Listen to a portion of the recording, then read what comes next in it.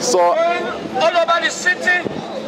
okay, I can't talk over it. But so what we believe is, in order for you to have a healthy society, your children must know this is good and this is bad. This is evil and this is not. Who's going to decide that? Who's going to choose that? Who's going to choose that? Allah. Because He's the only one that we can all come to an agreement that He has authority over us. Because He created us.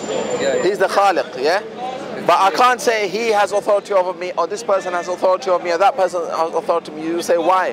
Why does He have authority over me? You can say to anything be, and He's going to be in one second. No. So, I mean, if you have any questions, you can ask me. But Islam is very simple, right? Islam is not like a lot of people. They think Islam is complicated. She has rich knowledge about Islam. I teach her a lot about it. Barakallah fiqh. Yeah, I'm learning. ببقالهاش إن شاء الله. Inshallah. Allah yassar, inshallah. But if you have any questions, you can ask. If you have any confusions, I know. You have websites or something? Yeah, I think they have a website. She was asking me last time if there is like places where she can go. I wanted to go to a center so I can learn and talk. Yeah, so you can talk now if you want. I'm free. Or you can go on the website, or we can give you. We have a translation of the Quran, a rough translation. You wanna, yeah? You want like a bag of educational stuff, book? Inshallah. 1 second. Give me a bag.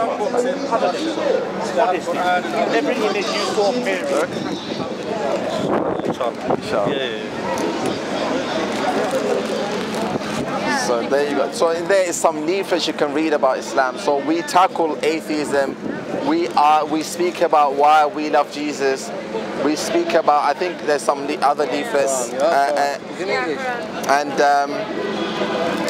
I think the biggest thing that a lot of people have when it comes to not wanting to accept Islam is a lot of speculations. They have doubts.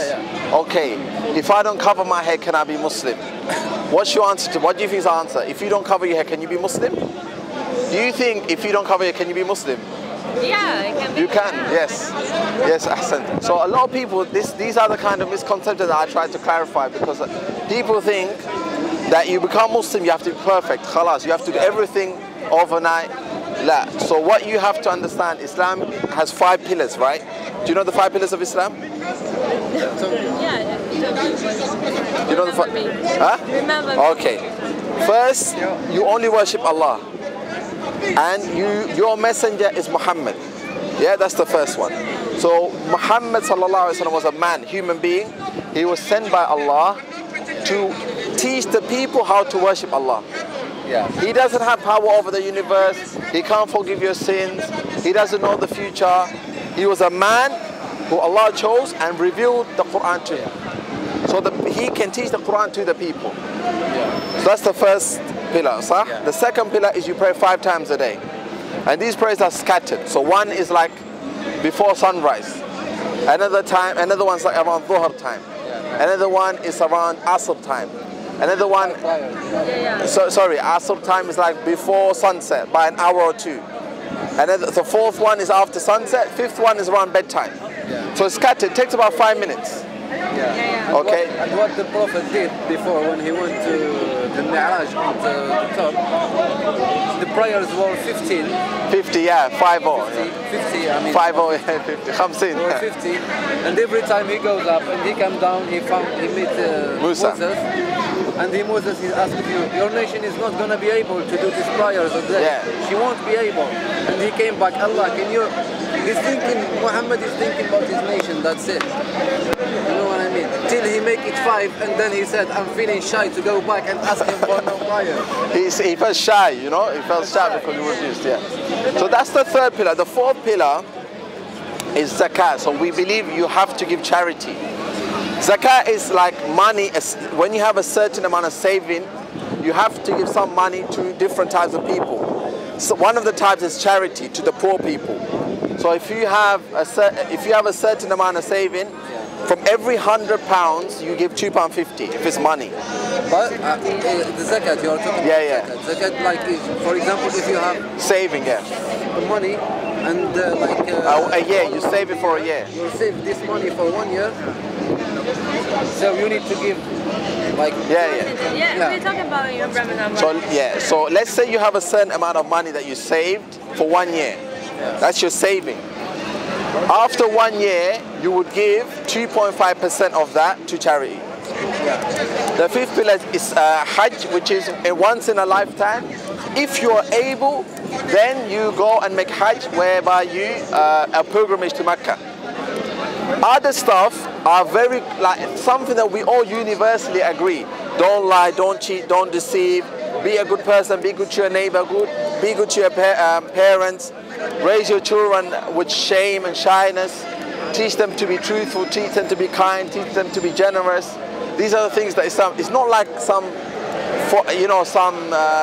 complicated religion. So what is stopping you from being Muslim?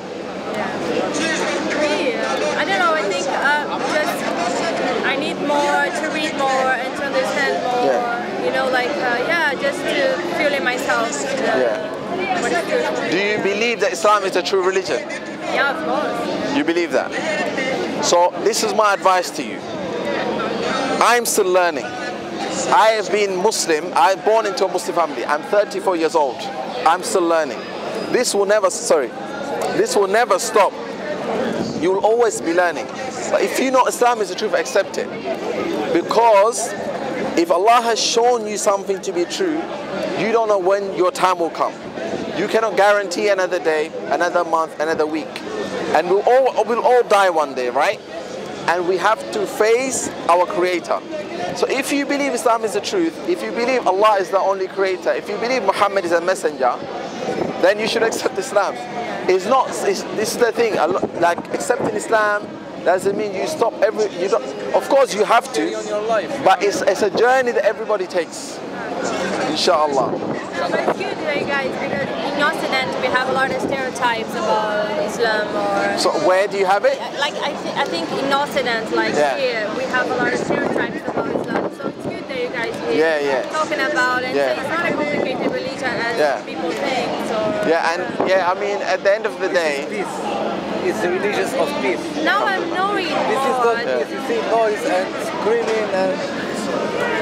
now I'm knowing more. You know, in Islam, you don't oblige anyone. And you don't say to anyone that your religion is not good. But we're just trying to explain to the people that this is our religion. What do you think? The thing about Islam we're not here to insult other gods. We're not going to insult other gods. But what we're going to tell you is why you should worship Allah, why you shouldn't worship Jesus. So Allah tells you, I don't think you'll find any other religion where it tells you don't worship that God. But in Islam, it does. You know why? Because Allah wants you to follow the truth. It's not for us, it's not about saying everyone's right, everyone's upon the truth, because there can only be one truth, right? So instead of saying everybody's right, everybody's upon the truth, we have to come to a decision as to who is Allah. Does he have a son or does he not have a son? Which one is it? You have to choose. You can't say he has a son and he also doesn't have a son. Sah? One of them's right, one of them's wrong. You can be offended. It doesn't mean I'm trying to offend you. It just means that's the truth. You have to choose one thing. I can't say, no, I'm not going to say that because I might offend someone. But at the same time, I'm not going to insult you or this, you or that. No, I'm not going to insult you. But at the same time, I will refute you. I will tell you why you're wrong. Jesus was one of the miracles of God. He was born without father. You know what? I'll tell you some of the miracles of the Quran. The Quran, right? The Quran. Muhammad was illiterate. He couldn't read or write, right?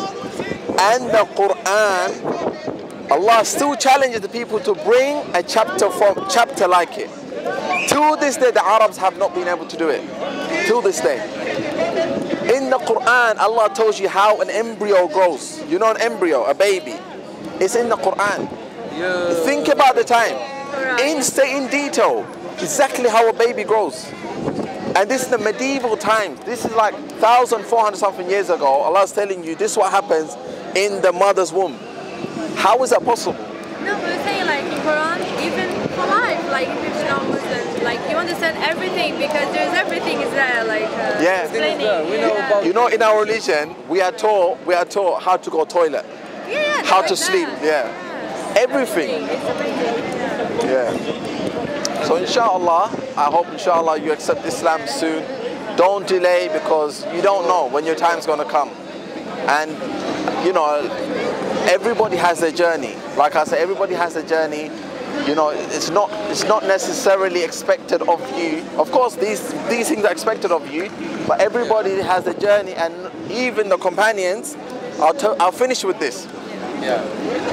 Aisha, she was the wife of the Prophet ﷺ. She said, if the first thing that came down and revealed in Islam was rulings, pray, fast, make hajj, wear hijab, do this, nobody would accept Islam, sah? Because it's just like do, don't.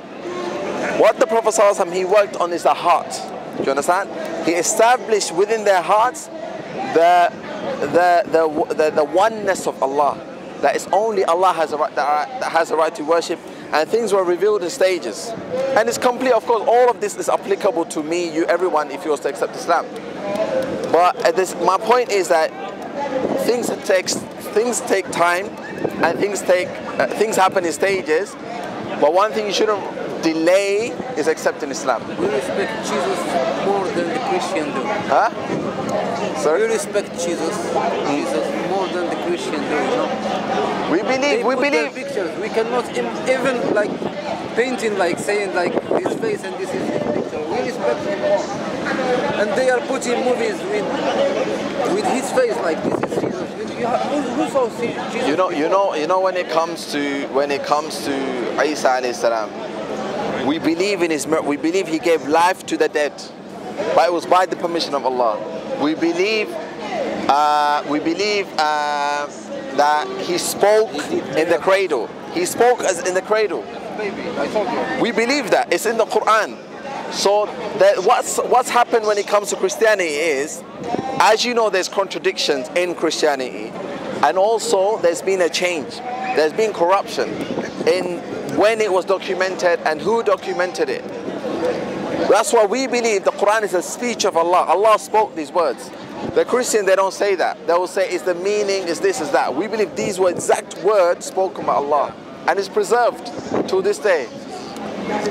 Anyways, thank you for your time. Thank you so much. That was a nice discussion. Assalamu alaikum. Take